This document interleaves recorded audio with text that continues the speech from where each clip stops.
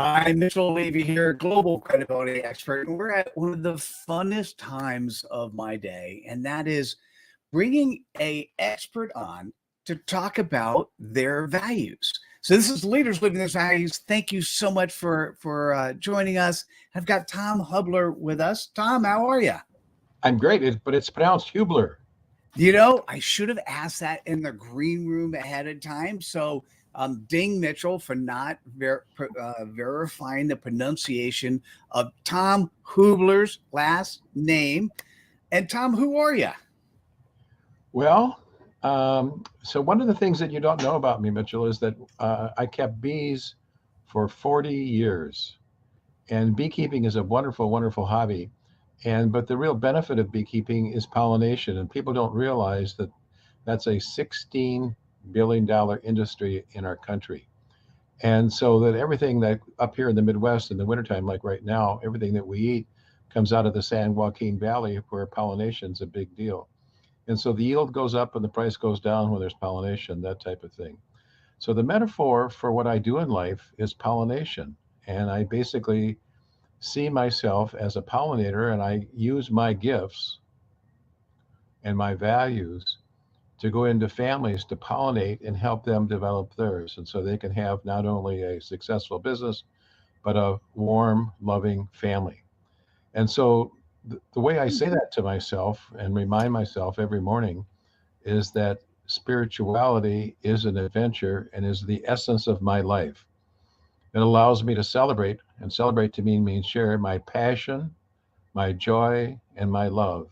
It connects me to my soul and creates my communion with you and with the universe. So that's who I am, and that's what I'm up to. And then That's interesting. the other thing is that I sold. Rudy Bosvich used to be a senator from Minnesota, and prior to that, he had a company called Plywood Minnesota. And I've stolen his motto when he was selling plywood on television in the 50s: no sales, no deals, just my best shot all the time.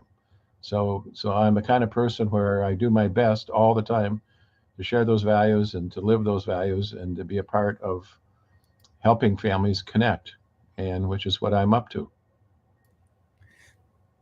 So you by the way, I love the pollination and the tying into bees. Got that. Fascinating.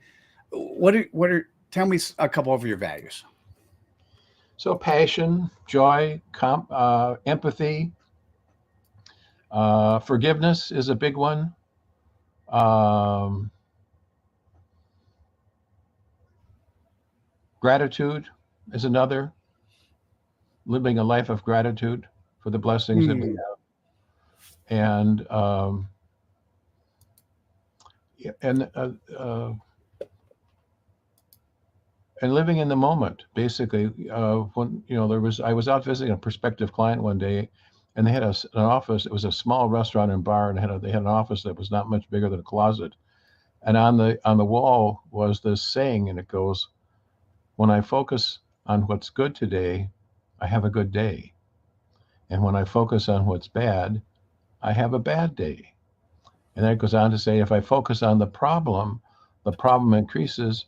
And if I focus on the answer increases. So the idea is to focus on the answer rather than the problem. So that, again, what I'm up to is helping people focus on the answer rather than the problem. So that's another one of my values. And the way I get into that in terms of the work that I do is help families develop a common vision based on their values. And I'll ask them a question: what are the family values that you would like to see perpetuated in your company? And they develop a list of those values, and then we use those values to create their, what I call their common family vision. Or it'd be like, for you, it would be the Levy common family vision. And you would recite that on a daily basis to inspire you. It's like a castle in the air. And that, the things that we do to support that are the foundation. Then I ask them to say a little family prayer, which is: may our family be filled with loving kindness, may our family be well, may our family be peaceful and at ease, and may our family be happy. And then every day we tithe to each other that which they want. And so, like, if you and I and Garen were a team, every day I would have on my little sheet whatever your individual vision was, and I would kite to you. And kiting is a Scottish word that means connecting at a spiritual level. And so every day I would kite to you that what you want. Now there's an acronym called the BOSS, and people ask me, what do I do? And I say, well, my job is to help the boss be successful.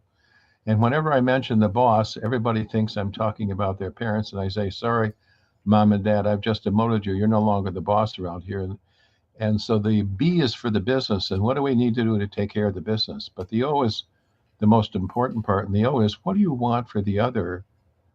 What the other wants. Like I was just mentioning earlier about kiting. What do I want for you and Garen about what you want, and vice versa? And we would have a reciprocal commitment to each other's success. And that's what creates a team, is people committed to helping each other be successful. Then the first S is, what do you want for yourself? It's important to be able to articulate what you want for yourself, but you can't have a team of, if you're only focusing on what you want for yourself. And that's why we would have the Levy common family vision to unite us. And then the last S is, what do you want for the other stakeholders, which I would define as the family as a whole, the employees, the customers, the vendors, the board. So the goal is to create win-win solutions that honor the boss, to help them become a vision-driven family-owned business as opposed to problem-focused. I like it. So it wouldn't be a Levy family thing; it'd be a Credibility Nation family thing, or I've got a couple different groups.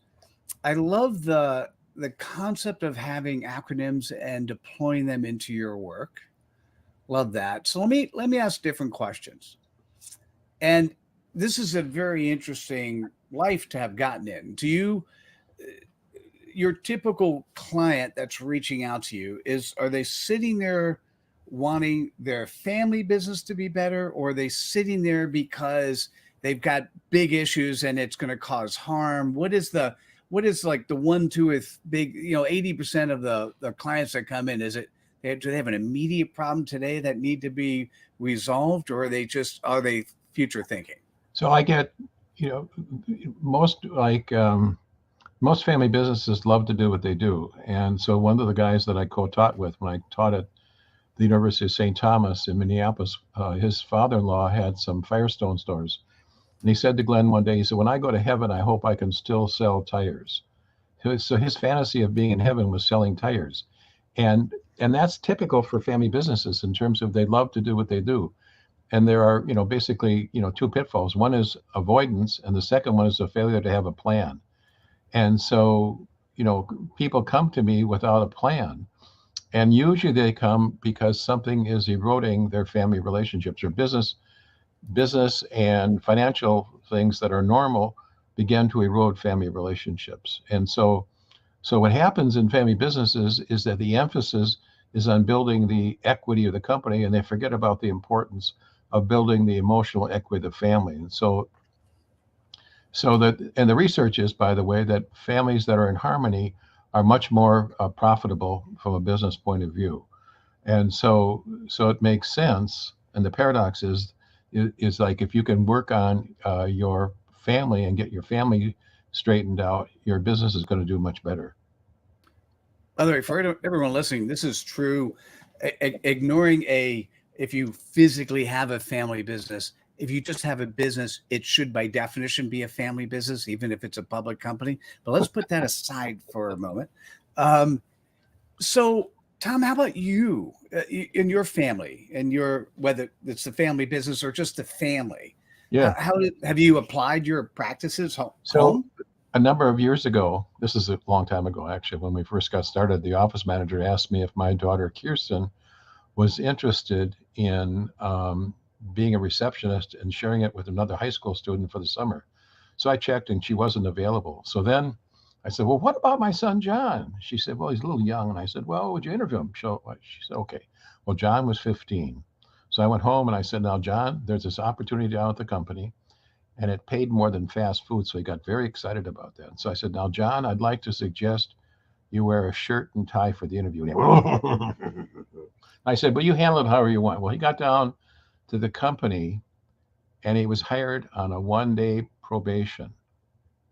And he ended up working the whole summer and did light typing and answered the phones and corrected the tests we use. But the day that it was announced in one of our staff meetings that he was going to be working there, I began to and do all the things I've seen my clients do. And I was saying things to me like, I hope it doesn't embarrass me. I hope he works hard and all this other stuff.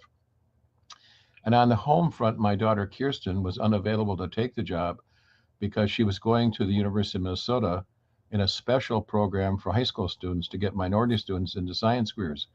And we would come home and she'd say, "He took my job." I said, "What do you mean he took your job? You weren't available." And of course, John would come home and say, "Well, he took me out to visit a client today. Then he took me out to lunch," and so forth. Well, Kirsten was the oldest of the two. And of course, she thought her position in the family was being eclipsed by her younger brother, John. And I thought, holy smokes, how did I get into this mess? And so I learned early on some of the issues and concerns in family businesses and why it's so important to have a plan. And currently, my wife works with me, and and so we'll be out to dinner, and I'll say, "Listen, did you work on that Levy family? Did you get that work?" She's, "I'm not working right now." "What do you mean you're not working right now?" And everything. So it can happen to all of us unless you have a plan. And when I was a junior in high school, I worked for a family business grocery store where there were 6 siblings that owned the store, and the oldest son was the president of the company, and he was a very jocular guy, and he always talked in riddles. And in those days, you had to stamp the price on the product, so they could when you checked out, they could ring it up. Well, anyway, I was stamping 3 tins of peas, and he walked down the aisle and he said to me, "What's your plan?" I said, "I don't have a plan. I'm busy putting peas on the shelf." And he said to me again, "What's your plan?" I said, "I don't have a plan. I'm busy putting peas on the shelf." And then he said to me, "A plan that isn't working is better than no plan at all." And he walked off, and I thought, "Oh, what a dumb thing to say." Well, anyway, I've used that my whole career at St. Thomas and with all of my clients. The idea is to have a plan. So, what is the Hubler family plan? Basically, what you're talking now about is this notion of legacy, and basically, I'm playing the back nine in terms of my career, and so legacy, the definition of legacy is your gift to the future to help others find success. So, from a business point of view, I've started a thing called the Hubler Institute, which is designed to teach business professionals how to be more effective with their family business clients. And so I'm talking about attorneys and accountants and wealth managers and bankers and so forth. And the idea is to go from head to heart because the issues in family businesses are emotional. And so most professionals are trained intellectually and they're very capable, but they need to have and develop the confidence to talk about the emotional stuff. And the emotional stuff, 80% of success is because of emotional intelligence, and 10 to 20% is IQ. So we need to teach people how to do that. So that's one thing. Then with I have 7 grandkids, and so I do things with them, and from the very beginning, when they were first born, their first Christmas present when they were born was membership in a book club. So all of my grandkids are really smart. Nice. And so forth. And then the other thing I did with them, that's a part of my legacy that I continue with them, is that when the oldest of my grandkids, who's now 26, was 6 years old, they were living in Grand Rapids, Minnesota. And I went up and I said, "Kaylee, from now on, every time I give you a gift, I'm going to give you a share check. And you can, there are a lot of kids who don't have money for this, that, or the next thing. And so you can talk with your parents and make a decision about how what do you want to do with this share check and who do you want to give it to?" And she said, "Grandpa, does this mean I'm not going to get my Christmas presents?" I said, "No, Kaylee, you'll always get your gifts, but every time I give you a gift, I'll give you a share check." So fast forward, she's completing 2nd grade now. And she says to me, she calls me and she says, "Grandpa, I need some money." I said, "What for?" She said, "Well, I'm involved in the Heart Association Jumpathon." And I thought, "Oh, that's wonderful. Thank you. That's terrific." And I said, "Well, how much would you like?" And she said, "Well, I don't know, Grandpa." And I said, "Well, would $10 be enough?" She said, "Well, that's wonderful, Grandpa. Now I've got $100." So here was my little 2nd grade granddaughter doing financial things, philanthropy, developing some gratitude for her blessings, And so I increased the amount of money, and then she and her parents converted the formula to share, save, spend, and then they developed it was 40% share, 50% save, and 10% she got to spend. So I do stuff like that with the grandkids, and then I one of the things that's been important in my life are the arts. So like when my daughter and her family and my son still lives here, I would take them to the Children's Theater, to the Minnesota Orchestra, things like that that I think have been influential in my life. So I do things like that. Um,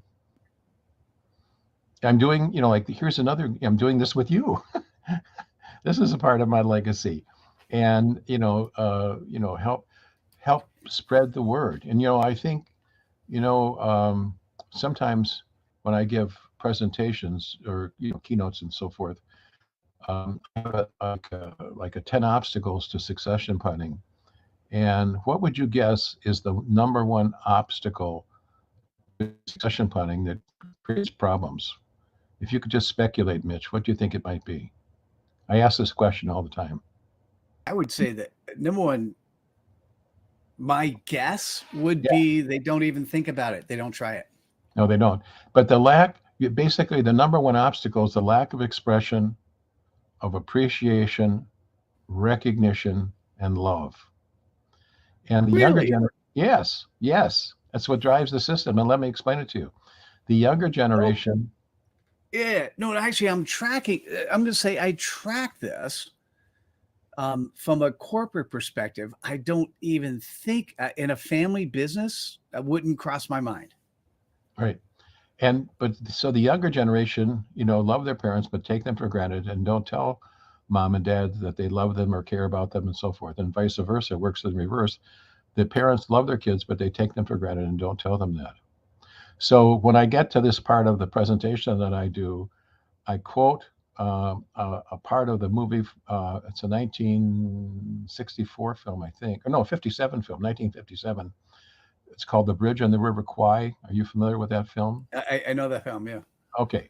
So at the very end of the film, the Alec Guinness, who was the English colonel, who was the commandant for the prisoners of war, who were being forced to build a bridge for the Japanese, and he's reminiscing about his career to the Japanese colonel, who's the commandant of the prison camp, and he says to him, I've been in the service for 28 years, and I don't think I've been home more than 10 months that whole time, and I wouldn't have had it any other way, and I've loved India the best.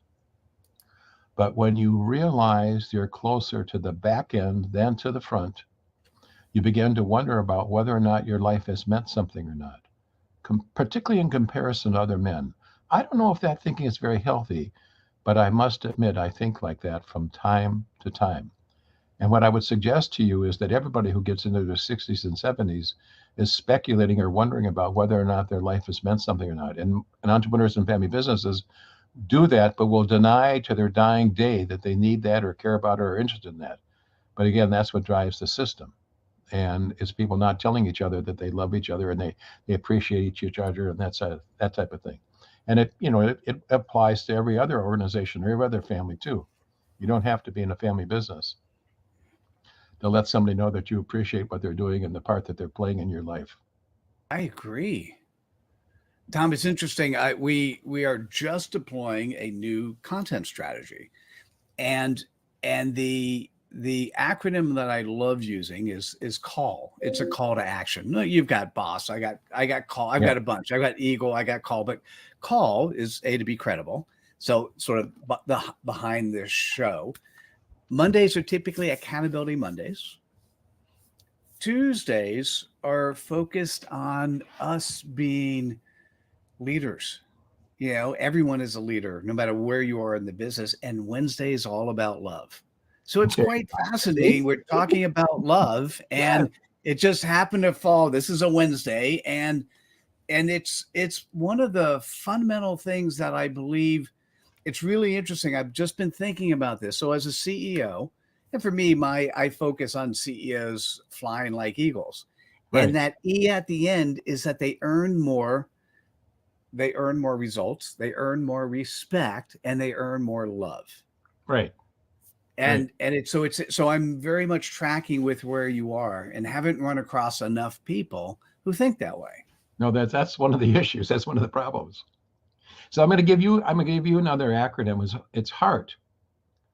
And the H is to hear and understand me. And so that in understanding requires listening. Listening is the communication skill we use the most, but have the least amount of education in. So that's very important. The E is even if we disagree, please don't make me wrong. And so the idea is that you and I could have different perspectives about an issue, and they're both valid. When I was a young professional, I started out as a marriage and family therapist, and couples would come into my office and argue about whose perspective was right about. It could have been the kids, the checkbook, the in-laws, whatever it happened to be. And what they didn't realize that they were both right. They're both valid. The A is to acknowledge the greatness within me, it says, but it's within you. The idea is to express appreciation, as we talked about. And the R is to remember to look for my loving intentions. No one gets up in the morning and says, "How can I go down to the office and screw up my family or screw up my company?" That type of thing. They just don't do that. And then the last one is basically the T, which is to tell me the truth with compassion. And so I believe in honesty, openness, and candor about everything, but it needs to be done with kindness, care, and respect. And there's a woman whose name is Angeles Arian. You don't know her. She was a cultural anthropologist who lived out in California, where you are. She lived out in Sausalito, and she wrote multiple books. And in her first book, The Fourfold Way, as you would imagine, as an anthropologist, she studied indigenous people.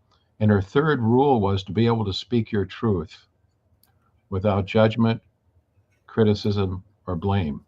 Mm. So that's the stuff that I promote, and with the families, when I start to, go in there and pollinate and all that stuff, that's what I'm up to. Love that. Hey Tom, what are you most proud of? Well, to tell you the truth, Well, can I say besides the 7 grandkids and your kids, well, right? Because it's their parents, basically. Both of my children nice. are adopted, and both of my kids are Black. And so one of the things, like my daughter Kirsten, who was an all-state gymnast, ended up deciding that they wouldn't play the Black kids music at the prep school that she went to in St. Paul.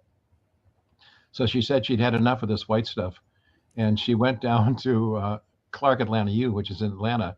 It's a part of the Atlanta University Center where Spelman and Morehouse are located. And then there's another one, Morris Brown, and they're just literally across the street from each other. But one of the things that I'm the most proud about is that nobody could tell that she came from a white family. And, she had a Northern accent, but it wasn't until she revealed the fact that she was from a white family that, oh my, a white family. Oh. Anyway, but I'm really proud about that. Mm. And I've got, as I said, 7 grandkids. And as I mentioned earlier, they're all really, really bright. And I can say that without, they're not a part of my genetics, that type of thing. But they're all really, really bright. And part of it had to do with the reading and all the other stuff that I promote. I love that. So for those that want to reach out to you, I've got a couple more questions, but we'll start off with, for those that want to reach out to you, what is the best way for people to go about doing that? Well, I have, TomHubler.com is one way. And I have a website and so forth. And then my email is tomh@thehublergroup, HUBLER group.com. So those are a couple of ways. And Awesome. happy to, and I've got a book, as you know, called The Soul of Family Business, a practical guide to family business success and a loving family. So that's a lot of the stuff we've been talking about is in the book. As it should be. Yeah. I loved your stories, and particularly how you relate what you do in your business world to your family life, and how you've lived your values out loud with your family, and the ending results. I mean, that is, by the way, that is really always our legacy. Based on this conversation, is there a question that you would have liked to be asked, or is there one additional question that you think I should ask that we haven't covered yet?